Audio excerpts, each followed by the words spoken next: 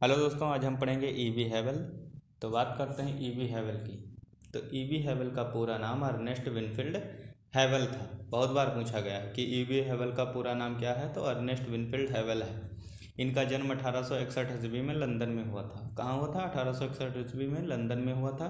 इनकी मृत्यु 1934 ईस्वी में हुई। कब हुई? 1934 ईस्वी में हुई। और ईवी हैवेल जो है भारतीय चित्रकला के पुनर्जागरण के प्रेरणा स्रोत माने गए।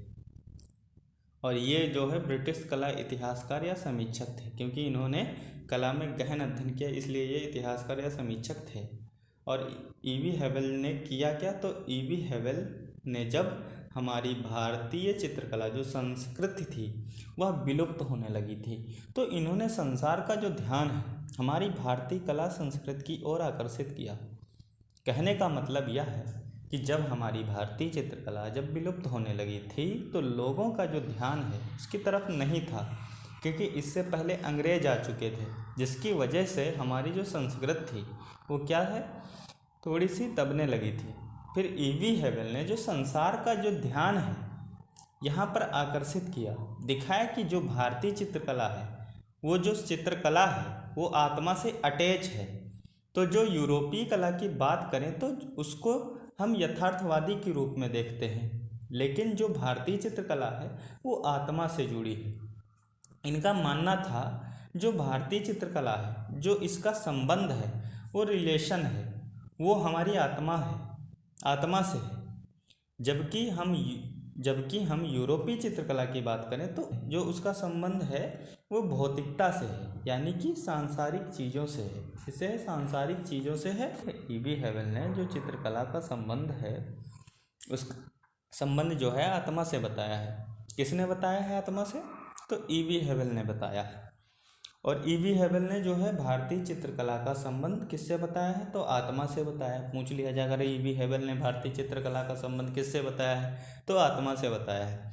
और यूरोपीय चित्रकला का संबंध किससे बताया है? भौतिकता से बताया है, सांसारिक चीज़ों से बताया है। यानी कि आत्मा पे इसका जोर पड़ता है। आत्मा हमें आनंद की अनुभूति होती है। आत्मा से हमें क्या होती है? आनंद की अनुभूति होती है। एक तरफ से कहने का मतलब ये है, लेकिन जो पाश्चात्य कला है, चित्रकला है, जो वेस्टर्न आर्ट है, इसका संबंध भौतिकता से बताया, यानी कि भौतिक चीज़ों से बताया।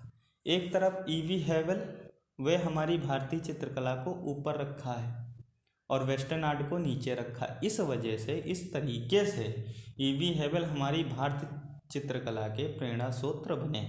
इन्होंने जो है भारतीय चित्रकला पर बहुत सारी पुस्तकें लिखी, क्योंकि ये भारतीय चित्रकला को ये बढ़ावा दे रहे थे। इस वजह से जो है ये चित्रकला को, जो भारतीय चित्रकला है उसको ऊपर रखा और जो वेस्टर्न आर्ट है उसको नीचे रखा।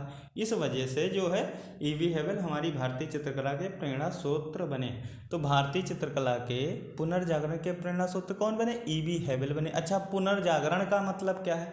तो पुनर्जागरण का मतलब फिर से जगाना, यानी उसमें नई चीज़ें आती हैं। जब पुरानी चीज़ों में कुछ बदलाव आता है, नई चीज़ें जुड़ जाती हैं, ठीक है, वो चाहे सामाजिक हो, चाहे वो आर्थिक हो, चाहे वो राजनीतिक हो, चाहे वो कलात्मक हो, यानी किसी भी भीड़ में अगर बदलाव चेंजेस होते हैं तो उसमें नहीं जिसमें उमंग भरती है, ठीक है।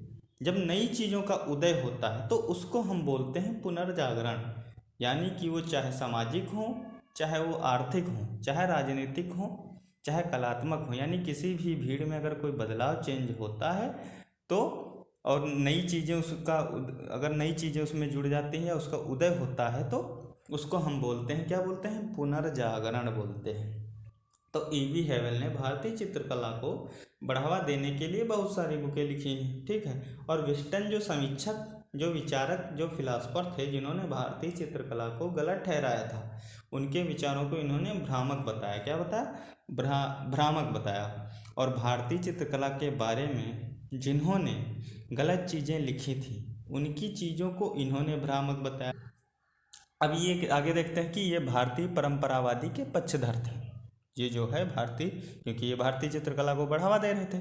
और इन्होंने कार्टून के माध्यम से समाज की जो कूटनीतियों, अंधविश्वासों और पूर्वाग्रहों पर आघात किया है। ठीक है, तो इन्होंने कार्टून के माध्यम से समाज की जो बुराइयां हैं, अंधविश्वास, उनको इन्होंने क्या किया है, पूर्वाग्रहों पर आघात किया है। और ये 1884 ईस्वी में मद्रास कला विद्यालय के प्राचार्य बने। कब बने? मद्रास कला विद्यालय के प्राचार्य 1884 ईस्वी में बने। अच्छा, मद्रास पहला ऐसा शहर था जहां 1850 ईस्वी में पहला कला विद्यालय स्थापित हुआ। ठीक है, और जो कलाकारों का पहला जो समुदाय है वो कोलकाता में प्रारंभ हुआ सबसे पहले। ठीक, और ये 1896 ईस्वी में इन्हें कलकत्ता कला महाविद्यालय का प्राचार्य बना दिया गया। कब बना दिया गया? 1896 ईस्वी में इन्हें कलकत्ता कला विद्यालय का प्राचार्य बना दिया गया। ये हम पहले पढ़ा चुके हैं, मद्रास भी पढ़ाया है कला विद्यालय, और कलकत्ता भी पढ़ा चुके हैं। तो वहाँ पे जो है, जो पहले प्राचार्य हैं मद्रास कला विद्यालय के, वो जो है E.V. हैवेल बने हैं। अगर भारतीय पूछ ले तो 1929 ईस्वी में हमारे देवी प्रसाद राय चौधरी बने थे। ठीक है, उसके बाद जो है KS पनिक्कर तीसरे नंबर पे बनते हैं। फिर उसके बाद जो है S धनपाल बने। फिर ये 1896 ईस्वी में इन्हें कलकत्ता कला महाविद्यालय का प्राचार्य बना दिया गया। यहीं पर इनकी मुलाकात किससे होती? अवनींद्रनाथ टैगोर से हुई, और यहीं से भारतीय कला की जो है नवीन शुरुआत होती है। और इनका मानना था कि भारतीय कला आत्मा के अधिक निकट है, जबकि यूरोपीय कला भौतिकवादी है। और इन्होंने भारतीय कलाकारों को परंपरागत भारतीय चित्रकला को आधार मानकर चित्रण करने के लिए प्रेरित किया। तो इनका मानना था कि जो भारतीय कला है, ठीक है, वो क्या है? आत्मा के अधिक निकट है, आत्मा के अधिक निकट है, जबकि यूरोपीय कला भौतिकवादी यानी सांसारिक चीज़ों से जुड़ी है। तो इन्होंने भारतीय कलाकारों को परंपरागत भारतीय चित्रकला को आधार मानकर चित्रण करने के लिए प्रेरित किया। ठीक है, अब आगे देखते हैं हम इनकी पुस्तकें। बहुत इंपॉर्टेंट पुस्तकें हैं जो अक्सर पूछ ली जाती हैं। और E.V. हैवेल में ज़्यादातर ये आपसे क्वेश्चन पूछा जाता है कि E.V. हैवेल का पूरा नाम क्या है। तो E.V. हैवेल का पूरा नाम अर्नेस्ट विनफील्ड हैवेल है, या ये पूछ लिया जाएगा इनका जन्म कहाँ हुआ। तो 1861 ईस्वी में लंदन में हुआ। ठीक है, ये इंपॉर्टेंट हैं आपके दो क्वेश्चन, ज़्यादातर यही पूछता है। फिर इनकी इंपॉर्टेंट पुस्तकें हैं वही बताएंगे, लिखी तो बहुत सारी हैं, लेकिन जो हमारी परीक्षा के लिए इम्पॉर्टेंट है, जो पूछी जाती हैं, वही हम पढ़ेंगे। वही हमको पढ़ने की ज़रूरत है, ज़्यादा फालतू पढ़ने की ज़रूरत नहीं है, क्योंकि बहुत सारा और कुछ भी हमको याद करना रहता है। तो बहुत सारा अगर पढ़ेंगे तो कंफ्यूज रहेंगे, तो वही पढ़ें जो हमारी परीक्षा में पूछा जाता है। तो बात करते हैं, पुस्तकें देखते हैं इनकी। तो इनकी पुस्तक पहली है, बहुत इम्पॉर्टेंट है, पवित्र नगर बनारस। ये 1905 ईस्वी में प्रकाशित हुई, और ये प्रथम ऐतिहासिक पुस्तक थी। जो पवित्र नगर बनारस है, 1905 ईस्वी में प्रथम ऐतिहासिक पुस्तक है। कब प्रकाशित हुई? 1905 ईस्वी में। रट लीजिए, बहुत इंपॉर्टेंट पुस्तक है ये हमारी। फिर है भारतीय मूर्तिकला एवं चित्रकला, ये भी इम्पोर्टेंट ही है, जितनी भी हैं सारी इम्पोर्टेंट हैं। तो भारतीय मूर्तिकला एवं चित्रकला ये 1908 ईस्वी में प्रकाशित हुई। और फिर है भारतीय कला के आदर्श। कौन है? भारतीय कला के आदर्श। तो the idols of Indian art, ये कब प्रकाशित हुई? 1912 में। कब हुई? 1912 में। फिर है हैंडबुक ऑफ इंडियन आर्ट, ये 1920 ईस्वी में प्रकाशित हुई। कब प्रकाशित हुई? 1920 ईस्वी में प्रकाशित हुई। और भारतीय कला में हिमालय, ये कब प्रकाशित हुई? 1924 ईस्वी में। भारतीय कला में हिमालय, भारतीय कला में हिमालय जो है 1924 ईस्वी में प्रकाशित हुई। फिर है भारत में आर्यों का शासन, भारत में आर्यों का शासन, यह कब प्रकाशित हुई? 1918 ईस्वी में। कब प्रकाशित हुई? 1918 ईस्वी में। फिर है हमारी द बंगाल पट, द बंगाल पट। फिर है इंडियन आर्किटेक्चर।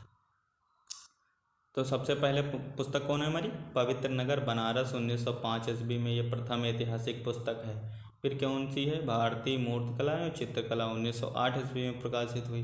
फिर है भारतीय कला के आदर्श, the idols of Indian art, ये 1912 ईस्वी में प्रकाशित हुई। फिर है हैंडबुक ऑफ इंडियन आर्ट, 1920 ईस्वी में प्रकाशित हुई। फिर है भारतीय कला में हिमालय, 1924 ईस्वी में प्रकाशित हुई। फिर है भारत में आर्यों का शासन, ये 1918 ईस्वी में प्रकाशित हुई। फिर है द बंगाल पट। फिर कौन सी है? Indian architecture. कौन सी? Indian architecture. तो वेरी इंपॉर्टेंट पुस्तक है। और सबसे इम्पॉर्टेंट पुस्तक ये हमारी पवित्र नगर बनारस और भारतीय मूर्तिकला और चित्रकला, ठीक है। और भारतीय कला के आदर्श, फिर हो गई हमारी ये द बंगाल पट, ये तो बिल्कुल रट लीजिए, ठीक है। और हैंडबुक ऑफ इंडियन आर्ट 1920 ईस्वी में।